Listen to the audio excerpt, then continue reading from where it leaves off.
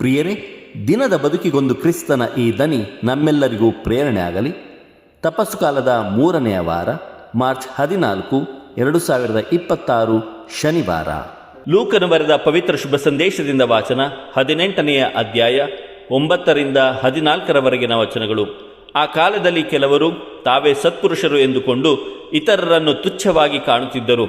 ಅಂಥವರನ್ನು ಉದ್ದೇಶಿಸಿ ಯೇಸು ಈ ಸಾಮತಿಯನ್ನು ಹೇಳಿದರು. ಒಮ್ಮೆ ಇಬ್ಬರು ಪ್ರಾರ್ಥನೆ ಮಾಡಲು ದೇವಾಲಯಕ್ಕೆ ಹೋದರು. ಇವರಲ್ಲಿ ಒಬ್ಬನು ಫರಿಸಾಯನು, ಇನ್ನೊಬ್ಬನು ಸುಂಕ ವಸೂಲಿಯವನು. ಫರಿಸಾಯನು ಮುಂದೆ ನಿಂತು ತನ್ನಷ್ಟಕ್ಕೆ ಹೀಗೆ ಪ್ರಾರ್ಥನೆ ಮಾಡಿದ: ಓ ದೇವರೇ, ನಾನು ಇತರರ ಹಾಗೆ ಅಲ್ಲ, ಅವರು ಕೊಳ್ಳೆಗಾರರು, ಅನ್ಯಾಯಗಾರರು, ವ್ಯಭಿಚಾರಿಗಳು. ನಾನು ಈ ಸುಂಕದವನಂತೆಯೂ ಅಲ್ಲ. ಇದಕ್ಕಾಗಿ ನಿಮಗೆ ಧನ್ಯವಾದವನ್ನು ಸಲ್ಲಿಸುತ್ತೇನೆ. ನಾನಾದರೂ ವಾರಕ್ಕೆ 2 ದಿನ ಉಪವಾಸ ವ್ರತವನ್ನು ಕೈಗೊಳ್ಳುತ್ತೇನೆ. ನನ್ನ ಆದಾಯದಲ್ಲಿ 10ನೆಯ 1 ಪಾಲನ್ನು ನಿಮಗೆ ಸಲ್ಲಿಸುತ್ತೇನೆ. ಸುಂಕ ವಸೂಲಿಯವನಾದರೂ ದೂರದಲ್ಲೇ ನಿಂತು ತಲೆಯನ್ನು ಮೇಲಕ್ಕೆ ಎತ್ತದೆ, ಓ ದೇವರೇ, ನಾನು ಪಾಪಿ, ನನಗೆ ದಯೆ ತೋರಿ ಎನ್ನುತ್ತಾ ಎದೆ ಬಡಿದುಕೊಂಡ.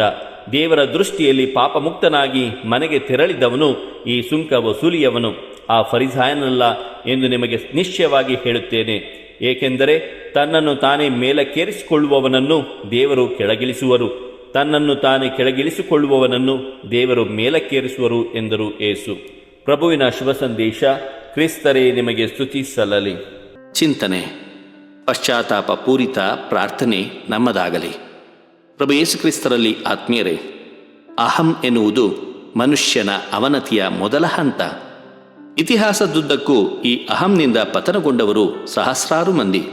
ಇಂತಹದೇ ಅಹಮ್ಮಿನ ಸನ್ನಿವೇಶವನ್ನು ಇಂದಿನ ಶುಭ ಸಂದೇಶದಲ್ಲಿ ಕ್ರಿಸ್ತ ಹೇಳುತ್ತಾರೆ. ಒಬ್ಬ ಫರಿಸಾಯ ಮತ್ತು ಸುಂಕದವನ ಪ್ರಾರ್ಥನೆಗಳು ಎಷ್ಟು ವಿಭಿನ್ನವಾಗಿರ್ತವೆ ಎಂಬುದನ್ನು ಕ್ರಿಸ್ತ ತೋರಿಸುತ್ತಾರೆ. ಫರಿಸಾಯನ ಅಹಮ್ಮಿನ ಪ್ರಾರ್ಥನೆ ಮತ್ತು ಸುಂಕದವನ ಪಶ್ಚಾತ್ತಾಪಪೂರಿತ ಪ್ರಾರ್ಥನೆಗಳ 2 ಆಯ್ಕೆಗಳನ್ನು ಇಂದಿನ ಶುಭ ಸಂದೇಶ ನಮ್ಮ ಮುಂದಿಡುತ್ತದೆ. ಆರಿಸಿಕೊಳ್ಳುವ ಸ್ವಾತಂತ್ರ್ಯ ನಮ್ಮದು. ಅಂತರಂಗದ ನಮ್ಮೆಲ್ಲ ಅಳುಕು ಹುಳುಕುಗಳನ್ನು ಅರಿತಿರುವ ಸರ್ವಶಕ್ತ ದೇವರಿಗೆ ನಾವು ಯಾರು ಎಂದು ಹೇಳುವುದು, ಪ್ರಾರ್ಥನೆಯಲ್ಲೂ ಬಡಾಯಿ ಕೊಚ್ಚಿಕೊಳ್ಳುವುದು ನಮ್ಮ ಕಪಟತನದ ಪರಮಾವಧಿಯಲ್ಲವೇ? ದೇವರು ನಮ್ಮೆಲ್ಲರನ್ನು ಆಶೀರ್ವದಿಸಲಿ. ಇದು ದನಿ ಮಾಧ್ಯಮ ಮನೆಯ ಕೊಡುಗೆ.